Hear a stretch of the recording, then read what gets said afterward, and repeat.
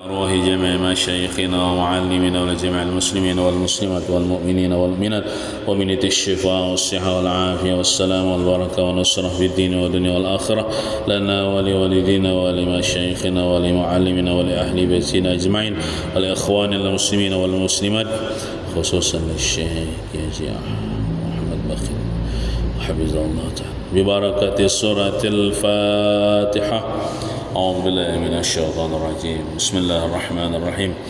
الحمد لله رب العالمين الرحمن الرحيم مالك يوم الدين إياك نعبد وإياك نستعين اهدنا الصراط المستقيم صراط الذين أنعمت عليهم غير المغضوب عليهم ولا الضالين آمين. السلام عليكم ورحمة الله وبركاته. أعوذ بالله من الشيطان الرجيم. بسم الله الرحمن الرحيم. الحمد لله رب العالمين والصلاة والسلام على أشرف الأنبياء والمرسلين سيدنا مولانا محمد وعلى آله وصحبه أجمعين أما بعد.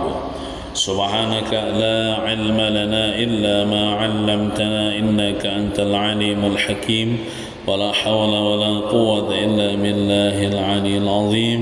رب اشرح لي صدري ويسر لي أمري واحلل عقدة من لساني يفقهوا قولي. Marilah kita berniat i'tikaf. Bismillahirrahmanirrahim. Nawaitu an a'taqifa fi hadzal masjid sunnatan lillahi ta'ala. Halaman 38. Bismillahirrahmanirrahim. قال المؤلف حفظه الله تعالى ونفعنا به وبجميع علومه في الدارين آمين. Paling atas, apabila seorang hamba itu mampu mengamalkan 4 perkara yang tersebut di atas, yaitu apa? Menjaga hati daripada menjaga jangan sampai mencurangi, menipu, ya Allah, mengurangi takaran timbangan dan sebagainya, atau dendam, iri hati, dengki dan lain sebagainya. Nah, apabila seorang hamba itu mampu mengamalkan 4 perkara yang tersebut di atas yang telah lalu kita bicarakan, maka hamba itu bisa disebut orang yang mempunyai hati yang selamat, hati yang bersih, yang selamat dari kecurangan-kecurangan. Jadi dalam hati kita nih jangan ada hendak membunguli orang, ya Allah, menipu orang. Tenang. Dendam, nah selamat daripada dendam. Iri hati, iri dengki, selamat hati kita daripada iri dengki. Dan menghendaki jahat bagi orang lain, jangan ada. Selamat juga hati kita daripada menginginkan orang itu jahat, menginginkan orang itu celaka, nah jangan ada. Kita menghendaki kebaikan kepada orang Islam. Makanya kan kita berdoa terus nih, Allahumma ighfir li ummati sayyidina Muhammad, yang artinya ya Allah ampuni seluruh umat Nabi Muhammad. Berbagai dosa apakah, pokoknya bila umat Nabi Muhammad ampuni ya Allah. Berarti kan kita mengingini kebaikan kepada umat Nabi Muhammad. Allahumma astur umat sayyidina Muhammad, ya Allah tutupiakan umat Nabi Muhammad aibnya. Siapakah umat Nabi Muhammad nih? Ahli taat kah, ahli maksiat kah? Tutupiakan. Berarti kita menghendaki kebaikan kepada umat Nabi Muhammad. Allahumma arham ummat sayyidina, ya Allah rahmati, sayangi seluruh umat Nabi Muhammad. Nah, kita berdoa itu berarti kita mengingini kebaikan kepada umat Nabi Muhammad, tidak mengingini kejahatan atau kecelakaan kepada umat Nabi Muhammad. Nah, supaya hati kita jangan ada dendam, iri hati, buruk sangka dan lain sebagainya kepada umat Nabi Muhammad nih. Allah Subhanahu wa taala menjelaskan di dalam Al-Qur'an, Allah berfirman, "Yauma la yanfa'u malun wa la banuna illa man atallaha biqalbin salim." Surah Asy-Syu'ara ayat 88 sampai 89. Artinya, pada hari itu, maksudnya hari kiamat kaina, harta dan anak-anak tidak berguna lagi. Harta di dunia ini kada berguna di akhirat, lamun kada digunakan untuk kebaikan. Tapi lamun harta digunakan untuk kebaikan, ada gunanya.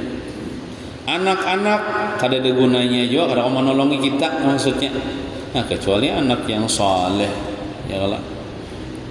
Nah, kau menolongi kita waktu kita begini dikubur, lalu dikuburkan sudah akhirat, dengan membaca Rabbi firli wali walidayya warhamhuma kama rabbayani shaghira, dan kita termasuk anak soleh lah berataan.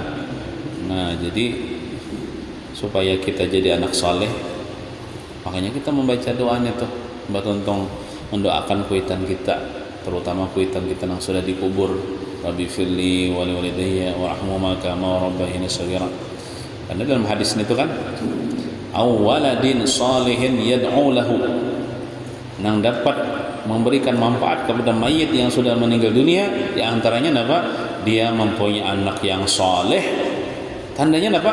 Anak yang saleh itu yad'u lahu, mendoakan kepada kedua orang tuanya. Bila kita mendoakan kepada orang tua kita dengan kebaikan, doa kebaikan, maka insyaallah kita jadi anak saleh. Dan mudah-mudahan anak kita juga jadi anak saleh juga, mendoakan kita juga, kita waktu kita dikubur. Birru aba'akum tabirrukum abna'ukum, ujar Nabi bersabda, baktilah kalian kepada orang tua kalian, niscaya anak-anak kalian nanti bakti juga kepada kalian. Bila kita mendoakan kuitan kita, insya Allah anak kita mendoakan jualan kita kayak. Nah, kayak itu. Nah, tidak berguna lagi harta anak-anak yang kada saleh, tidak berguna lagi kecuali orang yang menghadap Allah Subhanahu wa taala dengan hati yang selamat, hati yang bersih. Itu baru yang diterima Allah di akhirat. Hati yang kotor ditolak Allah Subhanahu wa taala. Nah, diriwayatkan atau dikisahkan di waktu Rasulullah sallallahu alaihi wasallam duduk-duduk dengan para sahabatnya di suatu majelis. Lalu beliau berkata atau bersabda, Rasulullah, ya Rasulullah, sebentar lagi akan datang seorang laki-laki ahli surga. Inya tuh pacangan masuk surga kena. Oh, Nabi ini sudah tahu dulu, dimudahkan Allah Ta'ala. Cuma lagi jan Nabi ada seorang laki-laki datang ke sini. Nang inya ini sudah dikabarkan pacangan masuk surga kena, ahli surga. Nah, tidak berapa lama, bahasa kitanya Nabi ini kasyaf sih deh. Kasyaf tuh dibukakan nang gaib-gaib tahun Nabi. Tidak berapa lama datanglah seorang laki-laki yang dimaksud itu, tidak disebutkan namanya siapakah lah. Pada besoknya, ya artinya sahabat itu tahu sudah orangnya itu. Besoknya pulang Rasulullah sallallahu alaihi wasallam berkata lagi kepada para sahabatnya seperti perkataan pada hari pertama, pada hari semalam, ya Nabi tempat lagi ada datang seorang laki-laki namanya ini ahli surga. Nah, datang pulang orangnya. Nah, yang demikian itu berturut-turut sampai 3 hari. Esoknya pulang 3 harinya, teman lagi jadi Nabi ada datang teman lagi laki-laki ahli surga datang pulang. Berarti sahabat ini pinandu orang tuh siapa gitu nah, cuma kada disebutkan namanya di sini. Lalu seorang sahabat yang bernama Amr bin Al-As, kok Amr lah bukan Umar. Kalau Umar itu ada pakai waw, kalau Amr pakai waw. Amr bin Al-As radhiyallahu anhu berkata, aku ingin melihat laki-laki itu. Maksudnya nih, aku nih hendak menyelidiki apa yang diamalkan oleh laki-laki itu sehingga ini dipadahkan Nabi masuk surga. Kena apa amalannya? Nah, keistimewaan apakah yang dimiliki sehingga Rasulullah sallallahu alaihi wasallam 3 hari berturut-turut mengatakan bahwa ia ahli surga. Kemudian Amr bin Al-As radhiyallahu anhu mengikutinya sampai ke Madinah. Diikutinya mulai belakang sampai ke Madinah dan berkata kepada laki-laki tersebut, "Oi, bahasa kitanya, aku minta izin untuk bermalam di rumah engkau." Kada langsung banglah nyenaranya menyelidiki, artinya bila bermalam itu kan sambil melihat tuan rumah ini napa nang digawi, napa nang dibaca, amalan napa nang digawi sehingga ini dipadahkan Nabi ahli surga. Kada langsung bertakon, nggak ada apa amal ini kan nggak ada. Nah, bermalam di rumah laki-laki itu. Lalu Amr bin Al-As radhiyallahu anhu bertanya kepada laki-laki tersebut. Ada kalau dalam riwayat yang lain itu kan, berapa hari kita bertamu nah, dilihati kena biasa aja sembayangnya kayak itu hijau itu nah, hanya batakon. Nah, dalam riwayat yang lain tuh. Nah, bertanya kepada laki-laki tersebut beberapa kali, jarnya nih Rasulullah SAW mengatakan bahwa engkau ini adalah ahli surga. Apakah yang engkau amalkan sehingga engkau seperti itu? Apa amalannya? Kenapa hendak juga memalahkan supaya aku ahli surga juga? Nah, aku tidak melihat engkau banyak sholat. Kada ada terlihat pagi kami bertahajud semalaman kada juga. Paling bisa menyonat badi guringai orangnya kan. Membaca Quran ya kada juga. Guring aja mengaruh aja orangnya. Nah, laki-laki tadi menjawab, memang aku tidak punya amalan yang banyak. Aku ini bisa amalan yang banyak. Nang harap tidak. Guring juga semalaman nih. Namun, ini amalannya nah. Kenapa jadi ini ahli surga? Namun hatiku jadinya sedikit pun tidak pernah menghendaki orang lain menjadi rugi, susah dan celaka. Dalam hatiku cuma ingin orang lain senang di dunia dan di akhirat itu ya. Berarti di hatinya itu kan ada iri dengki, ada buruk sangka, ada apa dendam, ada marah, ada kepada orang Islam, kepada umat Nabi Muhammad. Berarti hatinya itu bersih. Dan itu amalannya. Kadang-kadang uyah ulah dah. Kadang mengeluarkan tenaga, kadang mengeluarkan paluh, kadang mengeluarkan duit. Di hati itu jangan ada kita nih mengingini orang Islam ini susah, orang Islam ini rugi, orang ini celaka. Barang berdoa nang kita baca imbah subuh dah. Tahu lah biar kita baca nang sebelum kita bersalawat di masjid ini bang lah. Ya Arhamar Rahimin, Ya Arhamar Rahimin, Ya Arhamar Rahimin, farij 'alal muslimin. Ya Arhamar Rahim, wahai Allah, orang yang paling kasih sayang di antara paling kasih sayang. Farij 'alal muslimin, lapangkan ya Allah orang Islam berataan. Jangan engkau susahkan, lapangkan, nyamanakan, beri nikmat. Itu mendoakan orang Islam dah. Nah, harus tahu maknanya dah. Bila kita mendoakan gitu, berarti kita mengingini orang Islam itu dapat kebaikan, kelapangan, tidak susah. Farij itu artinya lapangkan ya Allah, gembirakan ya Allah, senangkan ya Allah. Farij 'alal muslimin, muslim orang Islam barataan umat Nabi Muhammad. Bagus pian ya rahmanu doa nih Tuhan. Apalagi Allahumma fil ummati sayyidina Muhammad, Allahumma, doa saya seman baca. Nah, hatikunya cuma ingin orang Islam senang di dunia dan di akhirat. Amun kata kawa menyenangkan dengan duit, dengan harta, ada juga misalnya cukup seorang juga ya dengan doa tadi.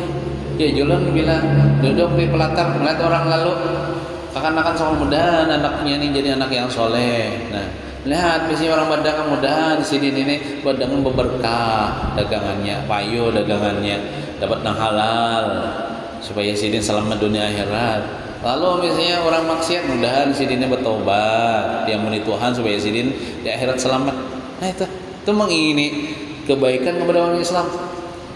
Insya Allah kurang itu hatinya selamat.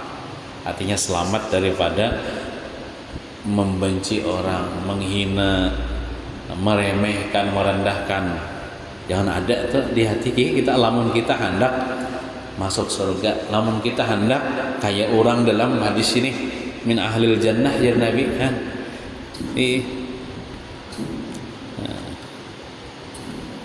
Jangan ada buruk sangka kepada orang Islam. Ini adalah contoh orang yang berhati selamat, walaupun ngarannya ada selamat. Apalagi ngaran selamat sudah paman selamat ya. Hatinya selamat pulangan. Nah, kalau hati kita selamat dari dengki, ada dengki di hati kita. Kecurangan kadida hendak membunguli orang tuh kadida, hendak menipu orang kadida, hendak mendustai orang kadida. Dendam kadida jua, dan juga selamat dari berkehendak jahat terhadap orang lain kadida, hendak orang celaka, hendak orang kada nyaman tuh kadida. Ini menghendaki orang Islami nyaman dunia akhirat. Nah, berarti kita telah mendapatkan bagian, maksudnya dapat berkah, dapat manfaat dari nama Allah Subhanahu wa taala As-Salam. Kan kita sudah beriman dengan nama Allah As-Salam. Lalu kita buktikan keimanannya itu dengan kita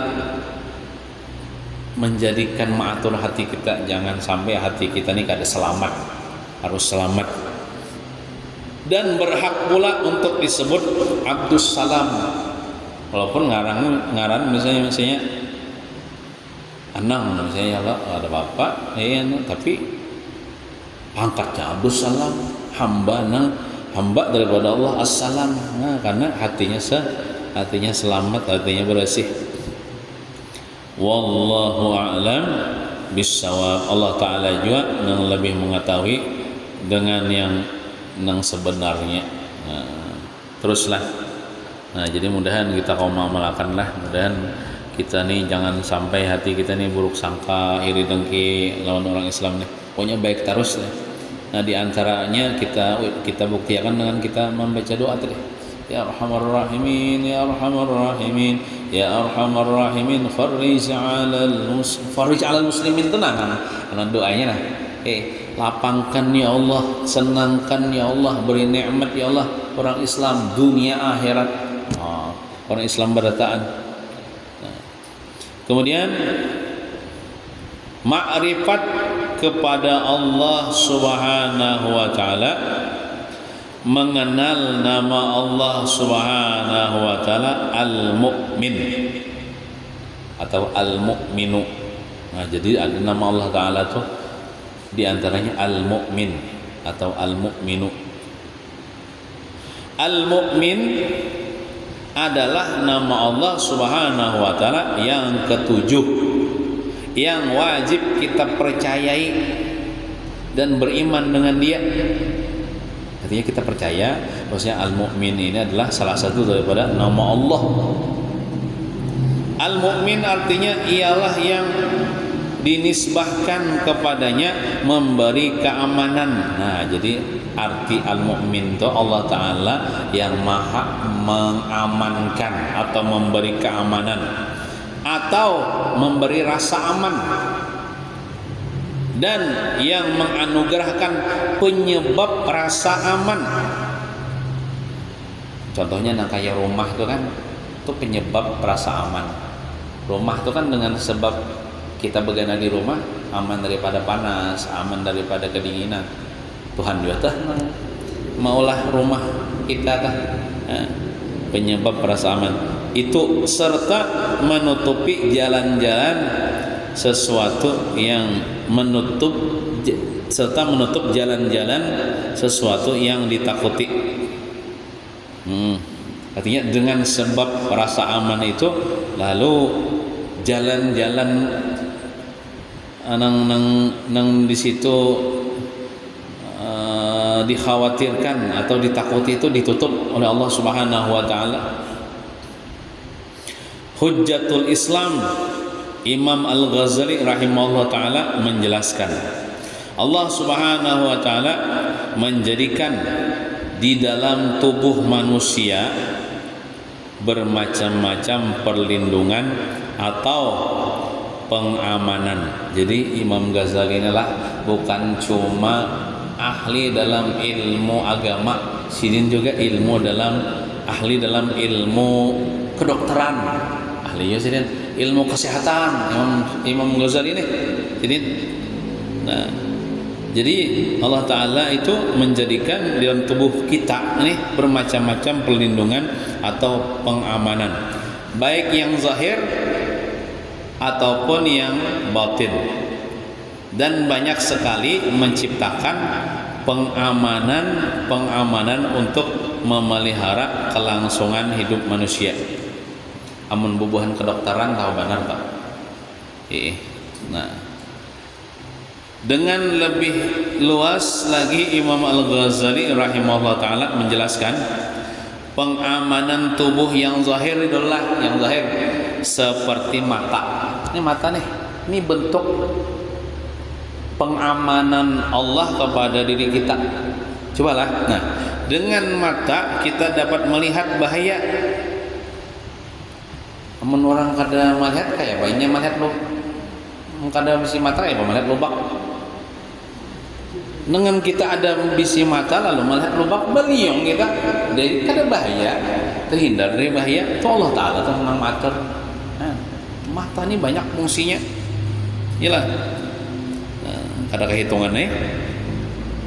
Pian aku lah mata pian tuh dicongkel baca dihurupakan duit 10 triliun. Sebiji ya aku lah. Ada akun nikmat Tuhan tuh gonol benar kada kau dihurupakan dengan harta benda dunia ini. Orang benar. Nah. Dan melihat akan sesuatu yang mencelakakan. Kita berjalan naik ular, beliung kita, yalah, itu sebab mata kalau tak. Dan ingatakan mata itu Allah yang menciptakan, Allah Al-Mu'min, Allah yang memberikan keamanan melewat mata kita. Kita melihat bahaya, bahwa kita menghindar.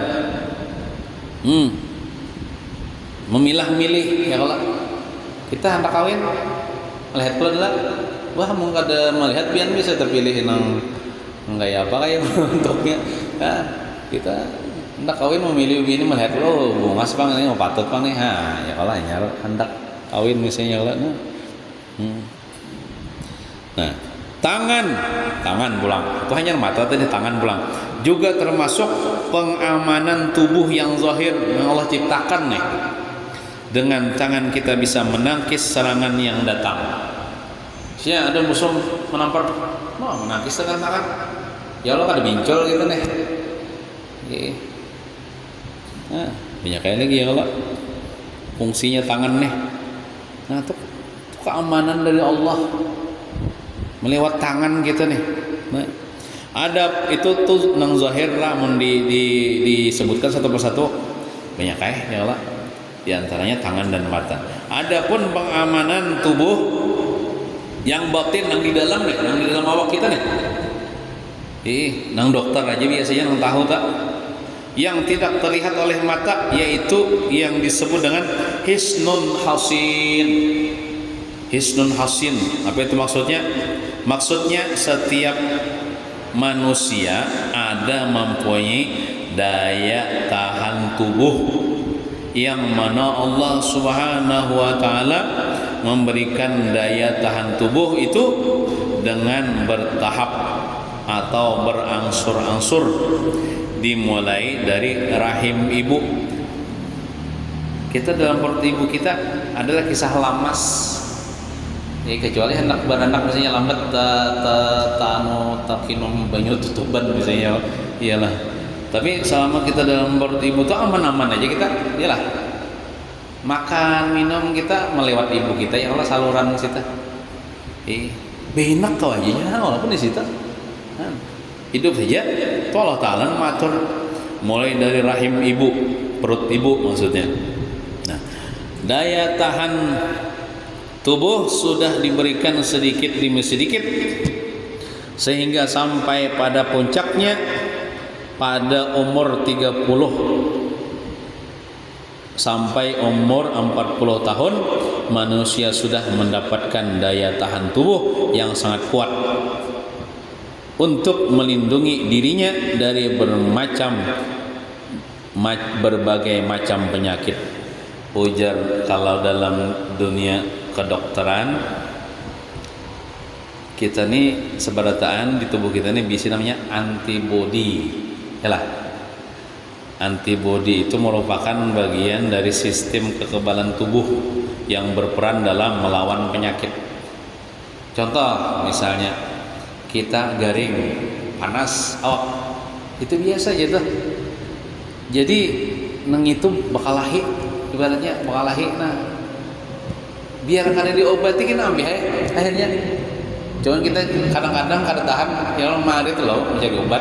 Sebenarnya di dalam tubuh kita ini sudah ada sistem kekebalan tubuh yang berupa antibody tadi yang Allah ciptakan untuk bakalahi dengan anu tadi.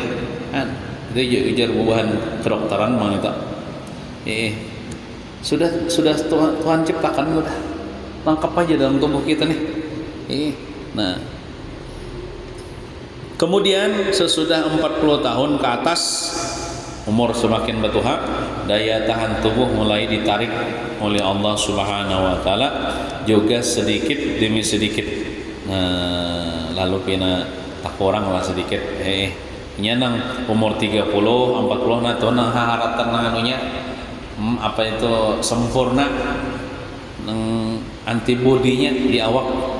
Makanya kan kita sudah kenal nih kada tapi panggaringan lagi mun kahanakan satu mat garing tesilaho kan ya.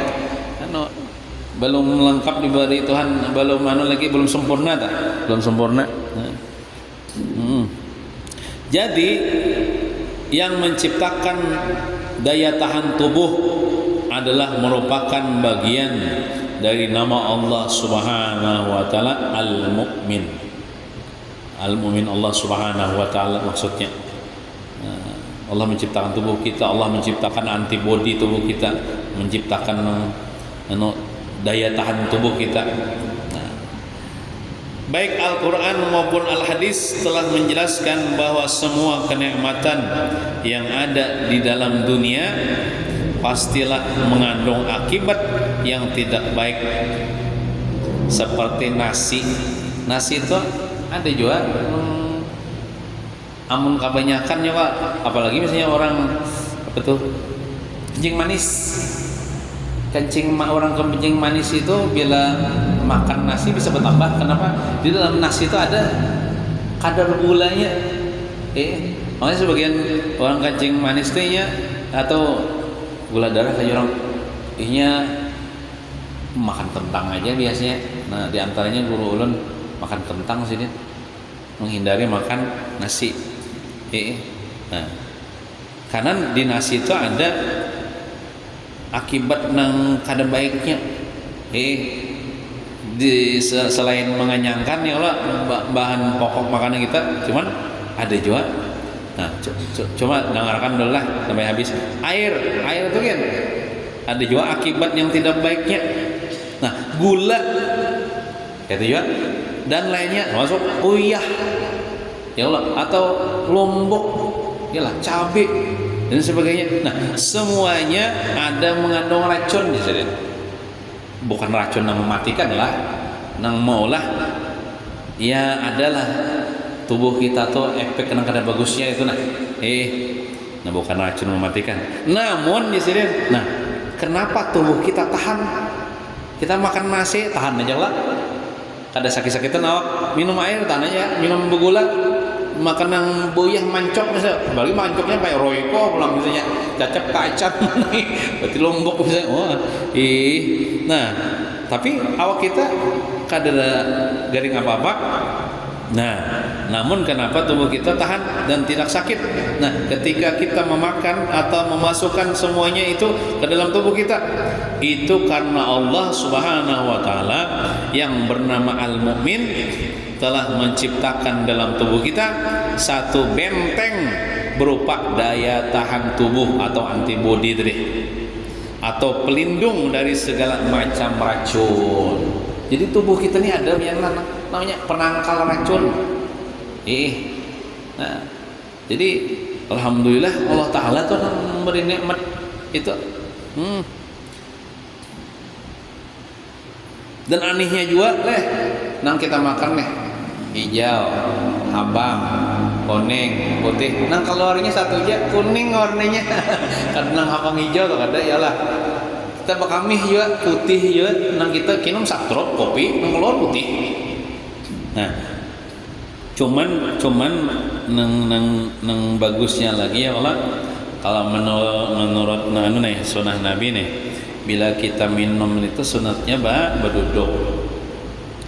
Karena bila kita berduduk itu penyaringnya tuh aktif tubuh kita nih. Kita misalnya minum misalnya.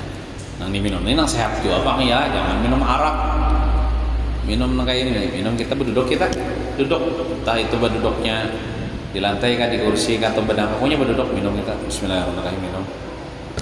Maka air itu ditapis, ada penapisnya, jadi nang masuk ke dalam lambung kita tuh nang sudah ditapis.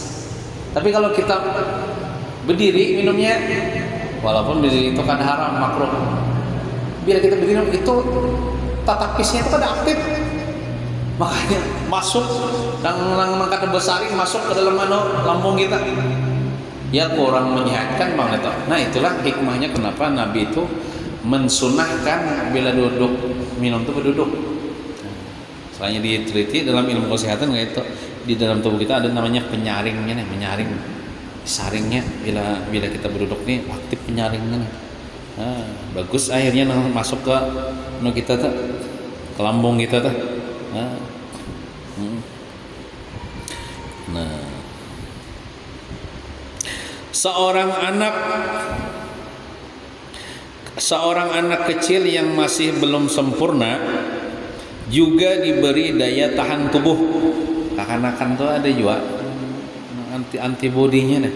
Namun ia tidak bisa diberi makan dengan sesuatu yang dimakan oleh orang dewasa. Ya kalau kada kopangnya dijulungi karak, atau nasi nang karau ya kalau pasti nang bubur ya kalau. Namun ia tidak bisa diberi makan dengan sesuatu yang dimakan oleh orang yang dewasa, karena Allah Subhanahu wa taala belum memberi anak kecil itu daya tahan tubuh yang sempurna. Lain kayak gitu orang tua nih, tulang ayam nang lamah atau nang kripsi ya lah kau aja dimakan karak kau aja mau makan. Kita nih kita nih tahan ya Allah, lambung kita nih tahan. Nah, penyakit yang paling berat lawan kekanakan tuh lah imunisasi yang paling baik bagi ratu dia susu ibunya tuh, air susu ibunya tuh lah, itu paling harus sudah imunisasi bagi seorang anak. Di zaman bahari itu kan tidak, anak tuh divaksin tidak, disuntik tidak, sehat-sehat aja. Nah, lagi zaman bahari tak. Penyakit yang paling berat adalah penyakit yang belum ada obatnya, yaitu dicabutnya daya tahan tubuh manusia. Seseorang kena penyakit AIDS. Biasanya penyakit AIDS ini karena ada hubungan apa tuh? penyakit kelamin ya lah, hubungan bebas nih, seks bebas biasanya. Lalu karena penyakit kelamin, berhubungan bebas kepada siapa-siapa aja, banyak yang digawinya, bukan bini-bininya aja. Makanya orang nang kena penyakit AIDS ini kan itu liurnya tuh aja lah, biar terjangkitan orang atau berciuman siapa misalnya bininya itu bisa kena aja. Atau kayak ini darahnya tuh lah digigit nyamuk misalnya lah, digigit nyamuk, disedot nyamuk. Soalnya nyamuk nih tirabang menggigit orang normal, nah situ menjangkitkan penyakit bisa juga lewat situ. Cuman yang kebanyakan AIDS ini karena hubungan bebas, perzinahan bebas, nah lewat situ kebanyakan yang kena penyakit AIDS nih. Nah, dan sampai sekarang kada ada lagi obatnya ditemukan. Itu mungkin bentuk hukuman Tuhan bagi orang yang melakukan perzinahan. Makanya kan orang kena penyakit AIDS ini berkoro sawaknya. Ini lontokan daya tahan tubuhnya hilang. Mati secara perlahan-lahan. Tapi lah menambah bertaubat sawat aja bang, bertaubat ya lah. Bertaubat nih sawat aja bang. Karena penyakit AIDS adalah seseorang telah dicabut oleh Allah Subhanahu wa taala daya tahan tubuhnya. Sehingga makan nasi pun membuat tubuhnya bertambah sakit. Sehingga makan nasi pun membuat tubuhnya bertambah sakit. Sama juga orang pecandu narkoba tuh. Bila sudah inya hendak benar tuh sakit awaknya lah. Ujar habar. Nah, lalu supaya kada sakit diminumin atau disuntik. Ayo setempat bertahan, mun habis nih intinya sakitan pulang awaknya. Nah, banyak lagi contoh penyakit yang ditimbulkan dari berkurangnya atau dicabutnya daya tahan tubuh. Contohnya tadi sebutin dari sini, contohkan orang kena penyakit AIDS. Nah, kemudian sesudah kita benar-benar beriman atau mengiktikadkan, meyakinkan bahwa Allah Subhanahu wa taala punya nama Al-Mu'min, maka yang demikian itu akan menumbuhkan satu pendorong untuk membuahkan akhlak dalam diri kita. Nah, menurut Imam Al-Ghazali rahimahullah ta'ala, orang yang beriman dengan Al-Mu'min, apabila ia benar-benar beriman, maka orang-orang yang ada di dekatnya akan merasa aman. Itu pengamalannya. Kita tuh kalau hendak dikatakan orang yang beriman dengan Al-Mu'min nih, maka orang yang di sekitar kita hendaklah merasa dengan sebab kita orang di sekitar kita aman. Kada terganggu dengan adanya kita. Orang yang dalam ketakutan pun kalau sudah dekat dengannya juga akan merasa aman atau terlindungi, memberikan keamanan pada orang yang di sekitarnya, baik urusan dunia ataupun urusan agama. Baik urusan dunia ataupun urusan agama. Contoh urusan agama kan dilajarinya ya Allah tentang agama. Nah, supaya orang ini aman gini ya Allah, aman agamanya, aman ibadahnya, aman daripada tersalah. Inilah contoh kelebihan orang yang meyakini bahwa Allah Subhanahu wa taala bernama Al-Mu'min, sehingga dari keyakinannya itu akan membuahkan budi pekerti atau akhlak. Kenapa? Yaitu bisa mengamankan orang-orang yang minta perlindungan dan bisa membuat orang-orang merasa aman dari ketakutan. Ini cocok banget nih bubuhan polisi ya Allah. Itu pihak keamanan ya Allah. untuk mengamankan kampung ya lah, mengamankan daerah supaya jangan ada maling, supaya jangan ada begal, supaya jangan ada macam-macam lagi ya Allah nang membahayakan dah. Nah, Rasulullah sallallahu alaihi wasallam bersabda, "Man kana yu'minu billahi wal yawmil akhir falya'man jaruhu bawa'iqahu." Artinya, barang siapa yang beriman dengan Allah, siapa yang mengaku beriman dengan Allah Subhanahu wa taala dan hari akhir, siapa yang mengaku beriman dengan hari kiamat, maka hendaklah merasa aman tetangganya dari kejahatannya. Minimal dulu kita bermasyarakat nih jangan maulah onar, jangan maulah abut, jangan mengalihi tetangga,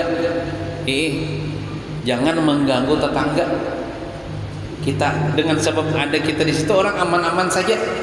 Nah itu kita sudah mengamalkan dah nih al-mu'min nih. Tetangga kita aman daripada kejahatan tangan kita, aman daripada kejahatan mulut kita. Artinya kita kadang menyembati tetangga, kita kadang mengambil hak tetangga. Nah itu maksudnya orang yang beriman dengan nama Allah Subhanahu wa ta'ala al-mu'min ini, tetangga-tetangganya merasa aman dari perkataannya. Nah jadi apanya, tetangga merasa aman dari aku ketujuhnya, kenapa bejinau inya, kenapa inya kada mengurusi aku, kada mengurusi urusanku, inya kada pernah menyambati aku, kada pernah memfitnah aku. Itu tetangga yang baik sudah, walaupun tetangganya itu kada pernah memberi duit, kada pernah menganjuri gangan, kada pernah memberi macam-macamnya. Kalau di segi kada mengganggu aja tuh luar biasa sudah. Mungkin setiap kita berdatang ke sini, katuju bisa tetangga kita, tetangga apa? Tetangga yang kada kepo kalau kita, tetangga yang kada mengurusi urusan kita.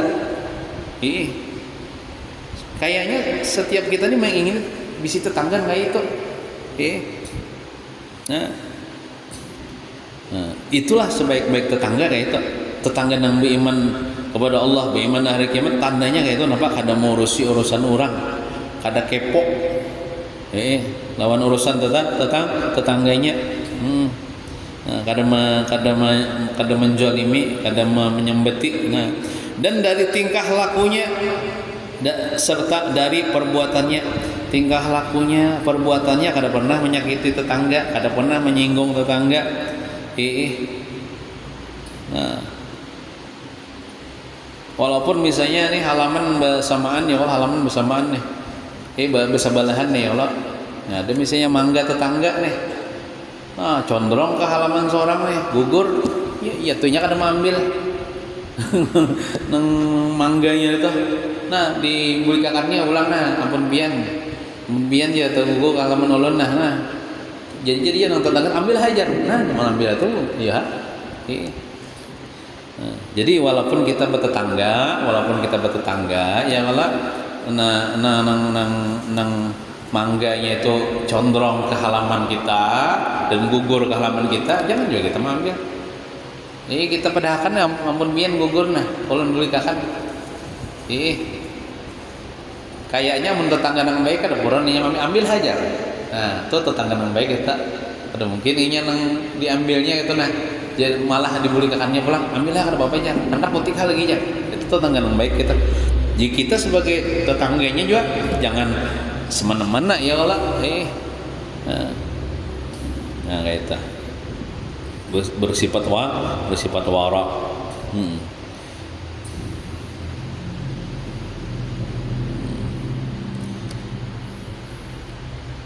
Sebagian dari akhlak Rasulullah SAW yang disebutkan dalam kitab Maulid Al-Habib Ali Al-Habsyi adalah la yaqulu wa la yaf'alu illa ma'rufa.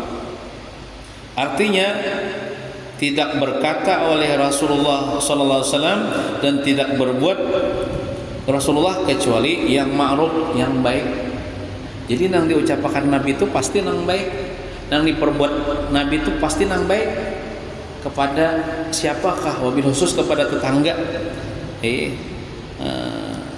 Nang baik terus. Nah, sedikit lagi nah. Pengertian ma'ruf adalah lebih dari sekedar baik. Baik belum tentu ma'ruf. Nah, tetapi sebaliknya ma'ruf pastilah baik. Nah, contohnya di sini, membaca Al-Quran adalah sesuatu yang sangat baik. Kalau membaca Quran itu bagus lah.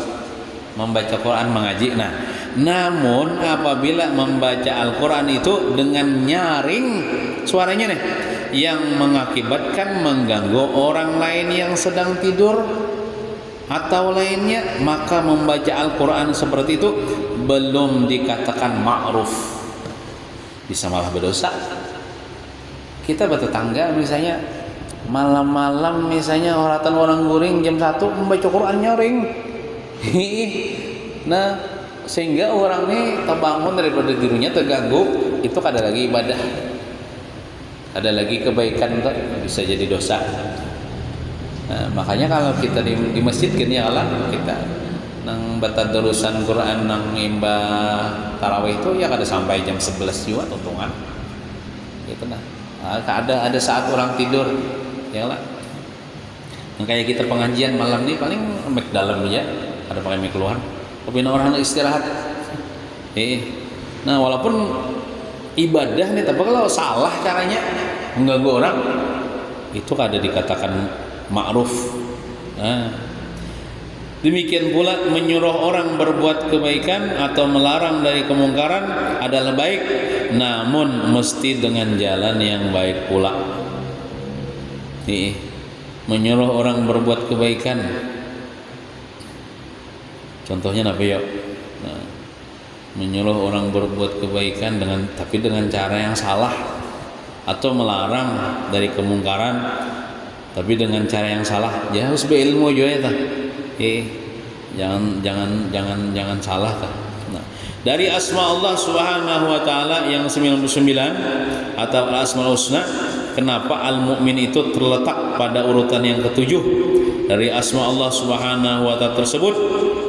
Itu karena seseorang hamba tidak akan bisa dan tidak akan mampu berakhlak dengan Al-Mu'min ini sebelum berakhlak terlebih dahulu dengan asma Allah Subhanahu wa taala sebelumnya, yaitu Allah Ar-Rahman Ar-Rahim Al-Malik Al-Qudus As-Salam.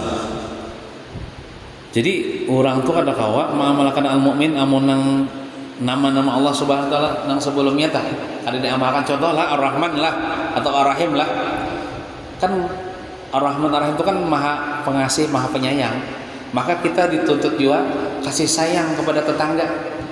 Amun orang tuh kada kasih sayang kepada tetangga, ini kada kawa menjaga mulutnya kepada tetangganya, pasti menyemeti. Tapi amun orang kasih sayang kepada tetangga, maras kepada tetangga, ini kada purun menyemeti, ini kada purun menyakiti. Nah kayak assalam tadi kan pengamalannya apa? Jangan ada dengki kepada tetangga, jangan iri dengki kepada tetangga. Amun orang kada iri dengki, kada dendam, kada marah kepada tetangga, nyaman kada mengganggu tetangga. Tapi mun di hatinya ada iri dengki, nah itu ngalih bener pian, kada mengganggu tetangga tuh, pasti menyembati tetangga, pasti menggibah tetangga. Jadi sebelumnya diamalkan dulu Ar-Rahman Ar-Rahim Al-Malik Al-Qudus As-Salam, baru jadinya kawa kita mengamalkan Al-Mu'min ini. Nah, kalau seseorang sudah bisa mengamalkan akan makna-makna yang terkandung di dalam asma Allah Subhanahu wa taala yang 6 tersebut, barulah kita bisa mengamalkan makna yang terkandung dalam Al-Mu'min ini.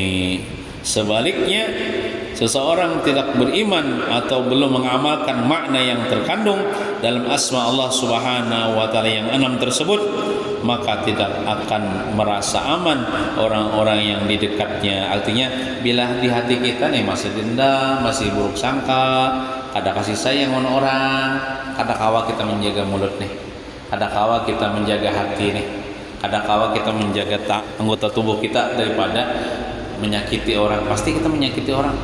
Nah, jadi Wallahu a'lam bishawab. Kesimpulannya apa daripada al-mukmin ini, yaitu hendaklah sekurang-kurangnya kita jangan mengganggu tetangga, ya Allah. Namun untung kita jaga, hati kita jaga, tangan kita, batis kita jaga, jangan mengalihi tetangga, jangan menyakiti tetangga, jangan menyinggung tetangga.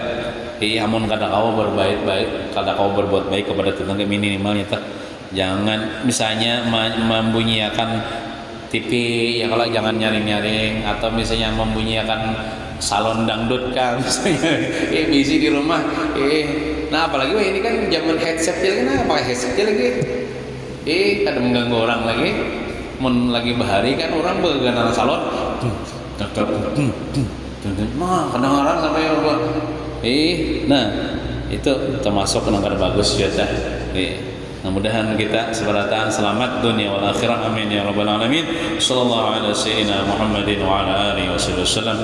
Walhamdulillahi rabbil alamin. Nas'aluka ya man wallahu alladhi la ilaha illa huwar rahmanur rahim, al-malikul quddus salam wal mu'minul muhaiminul azizul jabbar المتكبر الخالق البارئ المصور الغفار القهار الوهاب الرزاق الفتاح العليم القابض الباسط الخافض الرافع المعز المذل السميع البصير الحكم العدل اللطيف الخبير الحليم العظيم الغفور الشكور العلي الكبير الحافظ المقيت الحاسب الجليل الكريم الرقيب المجيب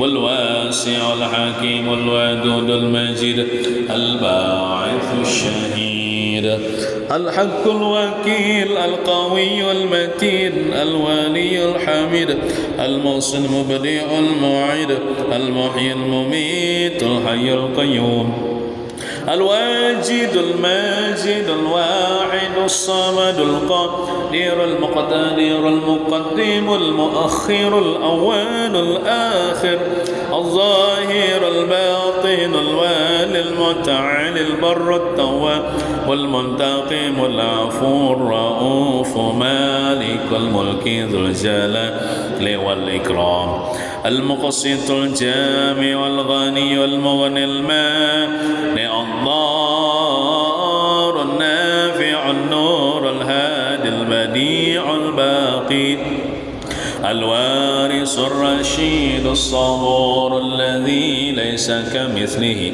شيء وهو السميع البصير. اللهم صل أفضل الصلاة على أسعد مخلوقاتك سيدنا محمد وعلى آله وصحبه وسلم عدد معلوماتك ومداد كلماتك كلما ذكرك الذاكرون وغفل عن ذكرك الغافلون. ربنا آتنا في الدنيا حسنة وفي الآخرة حسنة وقنا عذاب النار. صلى الله على سيدنا محمد وعلى آله وصحبه وسلم والحمد لله رب العالمين. تقبل الله منكم.